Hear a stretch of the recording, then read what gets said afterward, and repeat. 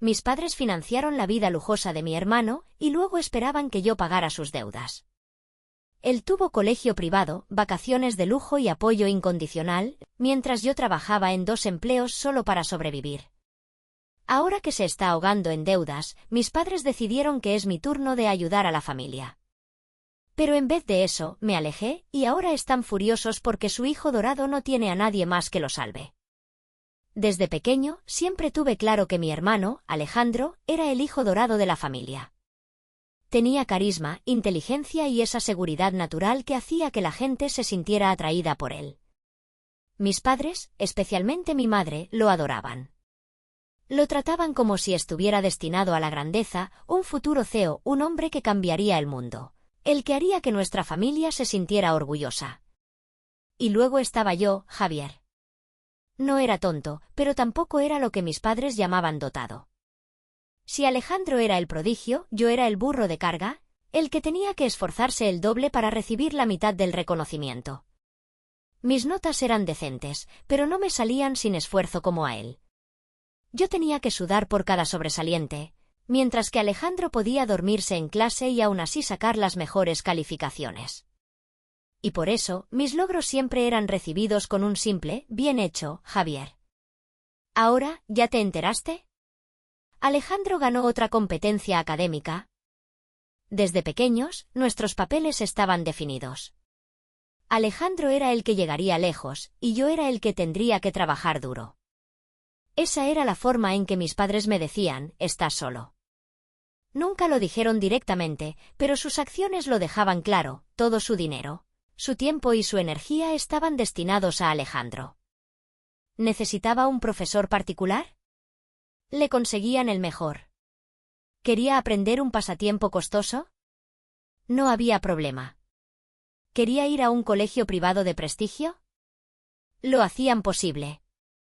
¿Y yo? Si necesitaba ayuda con los estudios, tenía que resolverlo por mi cuenta. Si quería algo, tenía que ganármelo. Recuerdo que una vez pedí un ordenador nuevo para la escuela. Mis padres me dijeron, si realmente lo necesitas, consigue un trabajo y ahorra para comprarlo. Pero cuando Alejandro quiso la última MacBook, apareció en su escritorio la semana siguiente. Me decía a mí mismo que no me importaba. Que así eran las cosas. Pero en el fondo, lo sabía, Alejandro estaba siendo preparado para el éxito, mientras que yo tenía que arreglármelas solo para sobrevivir. Cuando terminamos el colegio, Alejandro ingresó a una de las universidades privadas más prestigiosas del país. De esas con edificios cubiertos de enredaderas y egresados que terminaban en la lista de los más ricos de la revista Forbes. La matrícula era una locura. Pero mis padres ni pestañearon. Le pagaron la matrícula, el alquiler, la comida, todo. Para ellos, era una inversión.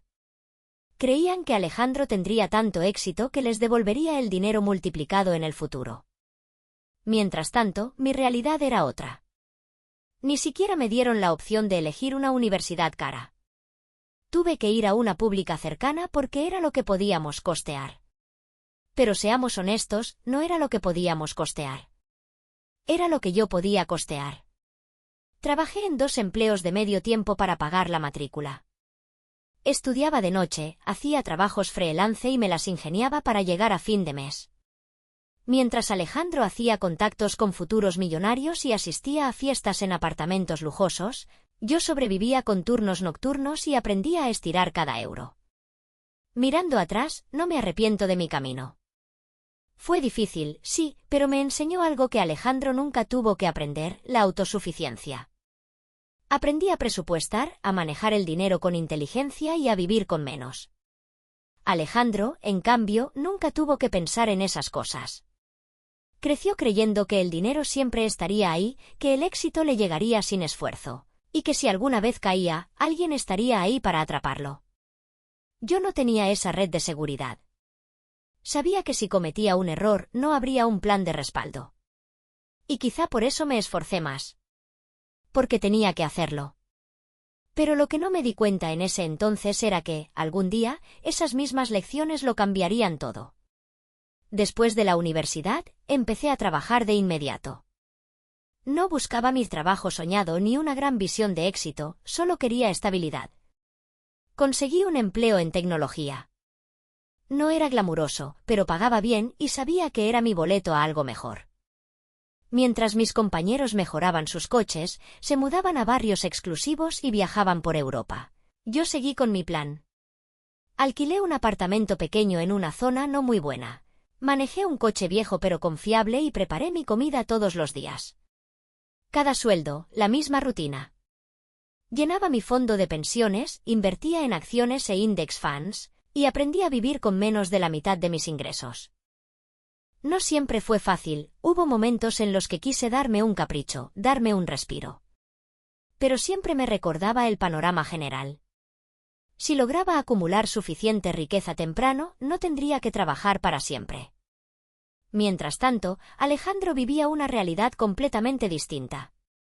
Consiguió un empleo bien pagado nada más salir de la universidad, algo que hizo muy felices a mis padres. Lo vieron como la confirmación de que todo lo que habían hecho por él había valido la pena. Y por un tiempo, parecía que estaba en camino a cumplir con la gran promesa que siempre le habían visto. Pero entonces empezaron a aparecer las grietas. Alejandro nunca duraba en un solo trabajo. Cambiaba constantemente, convencido de que el siguiente sería el que por fin estaría a la altura de su potencial. Conseguía un gran puesto, empezaba con entusiasmo. Y a los pocos meses comenzaba a quejarse de que la empresa no lo valoraba, que su jefe lo frenaba, que estaba destinado a algo más grande. Luego renunciaba, seguro de que encontraría algo mejor en poco tiempo. El dinero era bueno, pero su gasto era aún mejor. Alquilaba áticos con vistas panorámicas de la ciudad, llenaba su armario con trajes de diseñador y siempre tenía los últimos gadgets tecnológicos. Su Instagram era un escaparate de restaurantes caros, escapadas de fin de semana y conciertos en primera fila. No solo gastaba dinero del futuro, acumulando deudas en sus tarjetas de crédito como si nada. Hasta que un día, su mundo se vino abajo. Intentó emprender. Mis padres estaban eufóricos, convencidos de que esta vez, por fin, Alejandro iba a triunfar. Pero el negocio se desplomó en menos de un año. Y entonces, me llamaron a mí. Mis padres habían agotado sus ahorros manteniéndolo a flote. Y ahora, yo era su última opción. Javier, has hecho tan bien las cosas. Alejandro solo necesita un poco de ayuda para recuperarse. Les di la respuesta más diplomática posible. Lo pensaré. Pero en mi mente, la decisión ya estaba tomada. No. No iba a salvar a alguien que nunca aprendió a valerse por sí mismo. Y cuando se los dejé claro, mi familia se quebró. Mis padres me atacaron con culpa, con chantaje emocional, con insultos disfrazados de preocupación. Mis parientes me llamaron egoísta. Alejandro se hizo la víctima. Pero al final, tomé la única decisión que tenía sentido. Me alejé. Y nunca me arrepentí. Pasó un tiempo y el silencio fue total. No llamadas, no mensajes, nada. Pensé que con el tiempo, mis padres se calmarían y se darían cuenta de que no podían obligarme a salvar a Alejandro. Pero subestimé hasta dónde estaban dispuestos a llegar. Todo comenzó cuando mi primo apareció inesperadamente en mi casa. Era alguien con quien casi nunca hablaba, pero actuó como si solo quisiera ponerse al día. Conversamos de cosas triviales por un rato hasta que, de repente, mencionó los problemas de Alejandro. Lo está pasando realmente mal, dijo. No entiendo cómo puedes quedarte de brazos cruzados viendo sufrir a tu hermano. Fue en ese momento cuando lo supe. Mis padres estaban difundiendo su versión de la historia a toda la familia. Le habían dicho a todos que Alejandro nunca tuvo las mismas oportunidades que yo. Que ellos sacrificaron tanto por mí y ahora que necesitaban un poco de ayuda, yo les había dado la espalda. Pronto, comenzaron a llegar mensajes de familiares. Algunos no me hablaban en años, pero ahora tenían mucho que decir. Me sermoneaban sobre la importancia de la familia y cómo debía ayudar a Alejandro solo por un tiempo. Me llamaron egoísta, codicioso, desagradecido. Lo peor vino después. Alejandro también se unió a la farsa. Empezó a decirle a la familia que siempre había cuidado de mí, que me había apoyado cuando crecíamos, Y que ahora que los papeles se habían invertido, yo lo había abandonado. Sabía que no era cierto. Sabía que nunca me había dado un centavo. Sabía que todo lo que tenía era fruto de mi propio esfuerzo. Pero en lugar de asumir su responsabilidad, se hizo la víctima. El chantaje emocional, las manipulaciones, las mentiras, parecía que todos se habían aliado para presionarme. Y cuanto más me resistía, peor se volvía. Me convirtieron en el villano de la familia. No porque hubiera hecho algo malo. No porque hubiera lastimado a alguien. Sino porque me negué a ser su banco personal. Y ahí lo comprendí. Esto no era solo sobre dinero. Era sobre control. Había pasado semanas ignorando llamadas, mensajes llenos de culpa y los murmullos a mis espaldas. Pero esto no se detendría. Mis padres no iban a ceder, y Alejandro ciertamente no dejaría de hacerse la víctima. Sabía que si no los enfrentaba directamente, nunca dejarían de intentar doblegarme. Así que decidí hacerlo. Fui a la casa de mis padres sin avisar. Apenas crucé la puerta, supe que creían que estaba allí para ceder.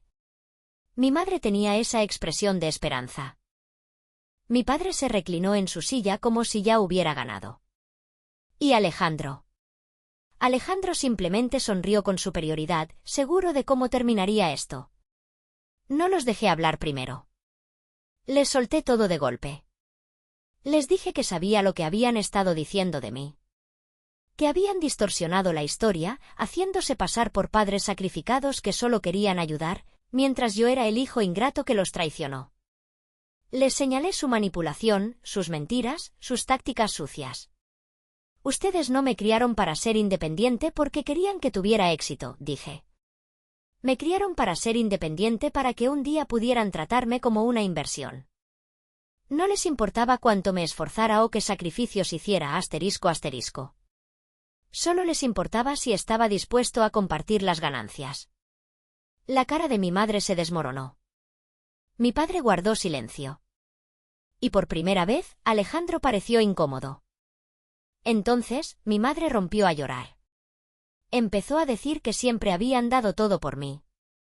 Que nunca quisieron hacerme sentir así. Que solo querían que la familia estuviera unida. ¿Y Alejandro? Él intentó la misma vieja historia. Dijo que yo siempre fui el testarudo, que él siempre creyó en mí y que solo estaba pidiendo un poco de apoyo. Era tan predecible. Los miré y por primera vez los vi tal y como eran. No eran padres que querían lo mejor para mí. No era un hermano que se preocupaba por mí. Eran personas que solo querían algo de mí. Así que lo dejé claro. No les voy a dar ni un centavo. El silencio fue absoluto.